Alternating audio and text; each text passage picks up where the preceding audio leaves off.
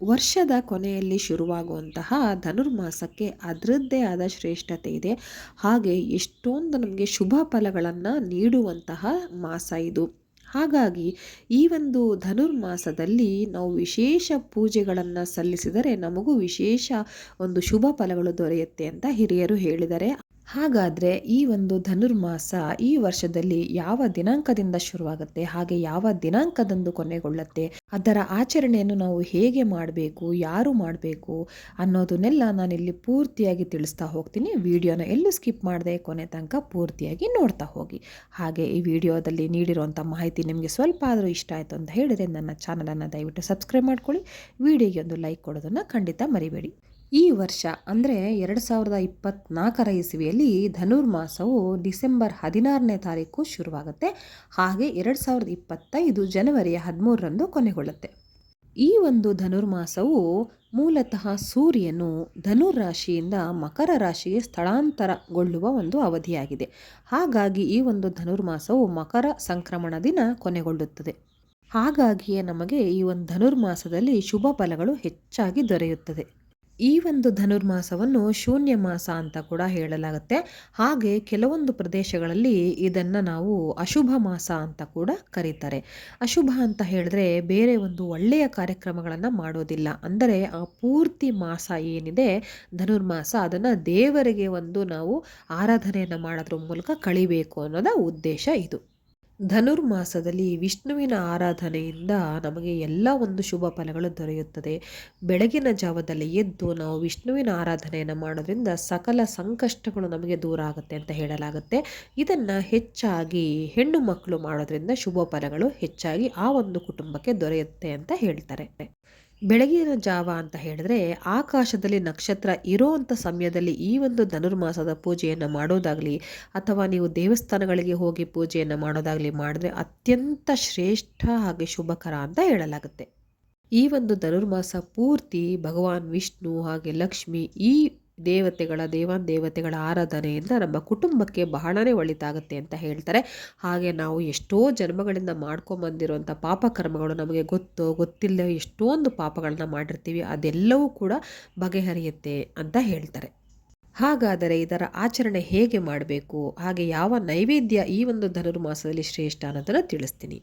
ಈ ಒಂದು ಆರಾಧನೆಯನ್ನು ಮುಖ್ಯವಾಗಿ ಮನೆಯ ಗೃಹಿಣಿಯರು ಹಾಗೆ ಹೆಣ್ಣು ಮಕ್ಕಳು ಮಾಡೋದ್ರಿಂದ ತುಂಬಾ ಒಳ್ಳೆಯದು. ಅಂದರೆ ಗಂಡು ಮಕ್ಕಳು ಮಾಡಬಾರ್ದು ಅನ್ನೋದಲ್ಲ, ಶ್ರೇಷ್ಠ ಯಾವುದು ಅಂತ ನೋಡೋದಾದರೆ ಮನೆಯ ಒಂದು ಕುಟುಂಬದ ಗೃಹಿಣಿ ಅಂತ ಯಾರಿರ್ತಾಳೆ ಅವರು ಈ ಒಂದು ಧನುರ್ಮಾಸದ ಆಚರಣೆಯನ್ನು ಮಾಡೋದ್ರಿಂದ ಇಡೀ ಕುಟುಂಬಕ್ಕೆ ಒಳಿತಾಗುತ್ತೆ ಅಂತ ಹೇಳಿದ್ರೆ, ಈಗ ಕುಟುಂಬದಲ್ಲಿ ಒಂದು ಕುಟುಂಬ ಅಂತ ತಗೊಂಡ್ರೆ ಗಂಡ ಮಕ್ಕಳು ಅತ್ತೆ ಮಾವ ಹೀಗಿರ್ತಾರೆ. ಆದರೆ ಧನುರ್ಮಾಸದ ವಿಶೇಷ ಒಂದು ಏನು ಅಂತ ಹೇಳಿದರೆ ಅವರ ಇಡೀ ಕುಟುಂಬ ಏನಿರುತ್ತೆ, ಅವರ ಗಂಡನ ಕಡೆಯವರ ಕುಟುಂಬ ಅಂದರೆ ಇಡೀ ಕುಟುಂಬ ಅಂತ ಏನು ತಗೊಳ್ತೀವಿ, ಪರಿವಾರ ಅಂತ ತಗೊಳ್ತೀವಿ, ಅದೆಲ್ಲದಕ್ಕೂ ಒಂದು ಸಂಕಲ್ಪ ತಗೊಂಡು ಪೂಜೆ ಮಾಡಿರೋ ರೀತಿ ಅಷ್ಟೊಂದು ಇಡೀ ಕುಟುಂಬಕ್ಕೆ ಒಳಿತನ್ನು ಮಾಡುವಂತಹ ಶಕ್ತಿ ಈ ಒಂದು ಧನುರ್ಮಾಸದ ವಿಷ್ಣು ಹಾಗೆ ಲಕ್ಷ್ಮಿ ಆಚರಣೆಯಲ್ಲಿ ನಮಗೆ ಸಿಗತ್ತೆ. ಹಾಗಾಗಿ ಮನೆಯ ಗೃಹಿಣಿ ಅಥವಾ ಹೆಣ್ಣು ಮಗಳು ಈ ಒಂದು ಆರಾಧನೆ ಮಾಡೋದ್ರಿಂದ ಇಡೀ ಕುಟುಂಬಕ್ಕೆ ಒಳಿತಾಗುತ್ತೆ. ಇದರ ಆಚರಣೆ ಹೇಗೆ ಮಾಡಬೇಕಂತ ಹೇಳಿದ್ರೆ ಬ್ರಾಹ್ಮಿ ಮುಹೂರ್ತದಲ್ಲಿ ಎದ್ದು ಮನೆಯಲ್ಲಿ ಎಲ್ಲ ಒಂದು ರೀತಿಯ ಪೂಜೆಯನ್ನು ಮುಗಿಸ್ಬೇಕಾಗತ್ತೆ. ದಿನನಿತ್ಯ ನೀವು ಏನು ಯಾವ ಹೊತ್ತಿಗೆ ಹೇಳ್ತಾ ಇರ್ತೀರೋ ಅದಕ್ಕೂ ತುಂಬ ಹೊತ್ತು ಮುಂಚೆ ಎದ್ದು ಮನೆಯನ್ನೆಲ್ಲ ಸ್ವಚ್ಛಗೊಳಿಸಿ ಆ ನಂತರ ನೀವು ಈ ರೀತಿಯ ದೇವರ ಕಾರ್ಯಗಳೇನಿರುತ್ತೆ, ಮನೆಯಲ್ಲಿ ದೇವರ ಪೂಜೆ ಏನಿರುತ್ತೆ ಅದನ್ನೆಲ್ಲ ಮಾಡಿ ತುಳಸಿಯ ಮುಂದೆ ಕೂಡ ಸ್ವಚ್ಛ ಮಾಡಿ ರಂಗೋಲಿಯನ್ನು ಹಾಕಿ ಅಲ್ಲೂ ಕೂಡ ದೀಪವನ್ನು ಹಚ್ಚಿ ಆ ನಂತರ ನೀವು ದೇವಸ್ಥಾನಕ್ಕೆ ತೆರಳಬೇಕಾಗತ್ತೆ. ದೇವಸ್ಥಾನದಲ್ಲಿ ನೀವು ಒಂದು ರೀತಿಯ ವಿಶೇಷ ಒಂದು ಪೂಜೆಯನ್ನು ಮಾಡಬೇಕಾಗತ್ತೆ. ಹೇಗೆ ಅಂತ ಹೇಳಿದ್ರೆ, ಈಗ ದೇವಸ್ಥಾನದಲ್ಲಿ ಯಾವ ದೇವಸ್ಥಾನಕ್ಕೆ ನೀವು ಹೋಗಬೇಕಂತ ಹೇಳಿದ್ರೆ ಈಶ್ವರ ದೇವಸ್ಥಾನಕ್ಕೆ ಹೋಗೋದ್ರಿಂದ ತುಂಬ ಒಳ್ಳೆಯದು, ಆಂಜನೇಯನ ದೇವಸ್ಥಾನಕ್ಕೆ ಹೋಗೋದ್ರಿಂದ ತುಂಬ ಒಳ್ಳೆಯದು. ಹಾಗೆ ನೀವು ಹೋಗುವಂಥ ದೇವಸ್ಥಾನದಲ್ಲಿ ನವಗ್ರಹ ಅಂತೂ ಖಂಡಿತವಾಗಿ ಇರಲೇಬೇಕು.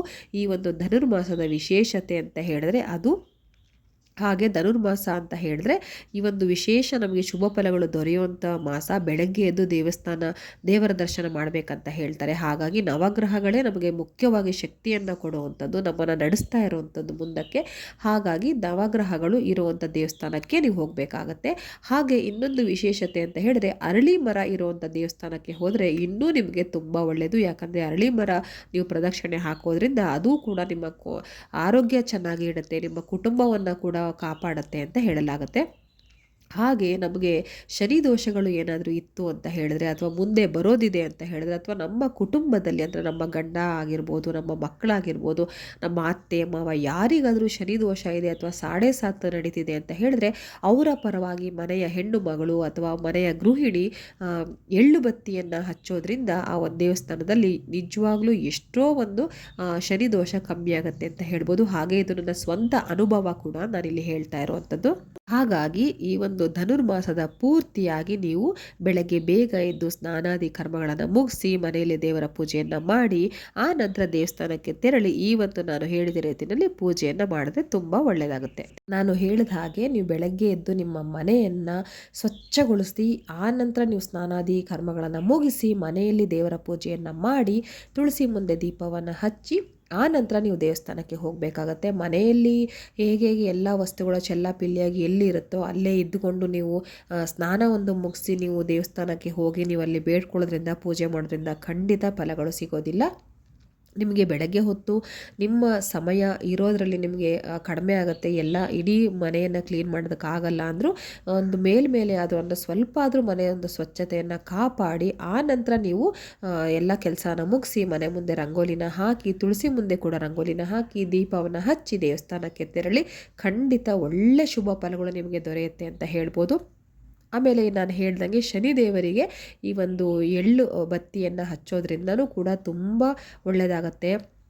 ಕುಟುಂಬಕ್ಕೆ ಶನಿ ದೋಷ ಅಂತ ಏನಿದ್ರು ಅದೆಲ್ಲವೂ ಹುಷಾರಾಗ್ತಾ ಬರುತ್ತೆ, ಹೋಗ್ತಾ ಬರುತ್ತೆ. ಜಾತಕದಲ್ಲಿ ಶನಿ ಒಂದು ಗ್ರಹ ನಿಮಗೆ ಬಲವಾಗ್ತಾ ಬರುತ್ತೆ. ನಮಗೆ ಶನಿ ದೋಷ ಅಂದ ತಕ್ಷಣ ನಾವು ಅಂದ್ಕೊಳ್ತೀವಿ ಓ ನಮಗೆ ಕೆಟ್ಟದಾಗುತ್ತೆ, ಅದರಿಂದ ನಾವು ಕೆಟ್ಟದ್ದನ್ನು ಅನುಭವಿಸ್ತೀವಿ, ನಮಗೆ ಅವಮಾನಗಳಾಗತ್ತೆ ಅಂತರ ಈ ಥರ ಒಂದು ನೋವುಗಳಾಗತ್ತೆ ನಮಗೆ ಅಂತ ಅನ್ಕೋತೀವಿ. ಖಂಡಿತ ಅದೆಲ್ಲ ಇದೆ, ಇಲ್ಲ ಅಂತ ಹೇಳೋದಿಲ್ಲ. ಸಾಡೆ ಸಾತ್ ನಡೆಯುವಾಗ ಇವೆಲ್ಲ ಒಂದು ಕೆಲಸಗಳು ಇವೆಲ್ಲ ಒಂದು ಫಲಗಳು ನಮಗೆ ಸಿಗ್ತಾ ಹೋಗುತ್ತೆ. ಆದರೆ ಈ ರೀತಿ ನೀವು ಶನಿ ಆರಾಧನೆಯನ್ನು ಮಾಡೋದ್ರಿಂದ ಈ ಒಂದು ಧನುರ್ಮಾಸದಲ್ಲಿ ಎಳ್ಳು ಬತ್ತಿಯನ್ನು ಹಚ್ಚೋದ್ರಿಂದ ಅವೆಲ್ಲ ಪಾಪಗಳು ಅಥವಾ ಅವೆಲ್ಲ ದೋಷಗಳಿಂದ ದೂರ ಇರಬಹುದು. ಹಾಗೆ ನಿಮ್ಮ ಮನೆಯಲ್ಲಿ ನೀವು ಗೃಹಿಣಿಯಾದವರು ದೇವಸ್ಥಾನಕ್ಕೆ ಹೋಗುವಾಗ ನಿಮ್ಮ ಮನೆಯಲ್ಲಿ ಹೆಣ್ಣು ಮಕ್ಕಳಿದ್ರೆ ಅವರನ್ನು ಕೂಡ ಸಾಧ್ಯ ಆದರೆ ಕರ್ಕೊಂಡೋಗಿ ಅವರಿಗೂ ಕೂಡ ಒಂದು ಶುಭ ಫಲಗಳು ದೊರೀಲಿ ಅಂತ ನಾನು ಹೇಳ್ತೀನಿ. ಹಾಗೆ ನೈವೇದ್ಯದ ವಿಚಾರ ಅಂತ ಬಂದರೆ ಹೆಸರು ಬೇಳೆಯನ್ನು ಉಪಯೋಗಿಸಿ ಮಾಡುವಂಥ ನೈವೇದ್ಯ ತುಂಬಾ ಶ್ರೇಷ್ಠ ಅಂತ ಹೇಳಲಾಗುತ್ತೆ. ಹೆಸರು ಬೇಳೆಯಿಂದ ಮಾಡುವಂತಹ ಸಿಹಿ ಪದಾರ್ಥಗಳು ಅಂದರೆ ವಿಶೇಷವಾಗಿ ಪೊಂಗಲ್ ಅಂತ ಹೇಳ್ತಾರೆ, ಹುಗ್ಗಿ ಅಂತ ಹೇಳ್ತಾರೆ, ಹೆಸರುಬೇಳೆ ಹುಗ್ಗಿ ಅಥವಾ ಹೆಸರುಬೇಳೆ ಪೊಂಗಲ್ ಅಂತ ಹೇಳ್ತಾರೆ, ಸಿಹಿ ಪೊಂಗಲ್ ಅಥವಾ ಖಾರ ಪೊಂಗಲ್. ಸಿಹಿ ಪೊಂಗಲ್ಗೆ ಹೆಚ್ಚು ಶ್ರೇಷ್ಠತೆ ಇರುತ್ತೆ. ಸಿಹಿ ಅಂತ ಹೇಳಿದರೆ ದೇವರಿಗೆ ಬಹಳ ಶ್ರೇಷ್ಠವಾದ ನೈವೇದ್ಯ. ಹಾಗಾಗಿ ಈ ಒಂದು ನೈವೇದ್ಯ ಈ ಒಂದು ಧನುರ್ಮಾಸದಲ್ಲಿ ವಿಷ್ಣು ಭಗವಾನವರಿಗೆ ಬಹಳ ಪ್ರಿಯವಾದ ನೈವೇದ್ಯ, ಹಾಗೆ ಲಕ್ಷ್ಮೀ ತಾಯಿಗೂ ಕೂಡ ಬಹಳ ಪ್ರಿಯವಾದ ನೈವೇದ್ಯ ಅಂತ ಹೇಳಲಾಗುತ್ತೆ. ಹಾಗಾಗಿ ನೀವು ಮನೆಯಲ್ಲಿ ನಿಮ್ಮ ಮನೆಯ ದೇವರಿಗೆ ಈ ರೀತಿ ನೈವೇದ್ಯವನ್ನು ಮಾಡಬಹುದು. ಅಥವಾ ನೀವು ದೇವಸ್ಥಾನಗಳಲ್ಲಿ ಒಂದು ತಿಂಗಳ ಕಾಲ ಅಂದರೆ ಡಿಸೆಂಬರ್ 16ರಿಂದ ಹಿಡಿದು ಜನವರಿ 13ರವರೆಗೂ ಈ ಒಂದು ಆಚರಣೆ ಇರೋದ್ರಿಂದ ದೇವಸ್ಥಾನಗಳಲ್ಲಿ ಸಹ ನೀವು ಪ್ರಸಾದಕ್ಕೆ ಅಂತ ದುಡ್ಡು ಕೊಡ್ಬೋದು ಅಥವಾ ನೀವೇ ಪ್ರಸಾದವನ್ನು ಮಾಡಿಕೊಂಡು ಹೋಗಿ ಅಲ್ಲಿ ಬಂದಂಥ ಭಕ್ತಾದಿಗಳಿಗೆ ನೀಡ್ಬೋದು. ಅದರಿಂದ ಕೂಡ ನಿಮ್ಮ ಕುಟುಂಬ ಒಳಿತಾಗುತ್ತೆ. ಹಾಗೆ ನಿಮಗೆ ಬಂದಿರುವಂಥ ಪಾಪ ದೋಷಗಳೇನಿರುತ್ತೆ ಅದೆಲ್ಲವೂ ಕೂಡ ಬಗೆಹರಿಯುತ್ತೆ. ಹಾಗಾಗಿ ಈ ಒಂದು ವರ್ಷದಲ್ಲಿ ಒಮ್ಮೆ ಬರುವಂತಹ ಧನುರ್ಮಾಸದ ವಿಶೇಷ ಆಚರಣೆಗಳನ್ನು ತಪ್ಪದೇ ಮಾಡಿ ಹಾಗೆ ಅದರಿಂದ ಬರುವಂಥ ಶುಭ ಫಲಗಳನ್ನು ಪಡೆದುಕೊಳ್ಳಿ. ಮುಂದಿನ ವಿಡಿಯೋದಲ್ಲಿ ಸಿಗ್ತೀನಿ. ಧನ್ಯವಾದಗಳು.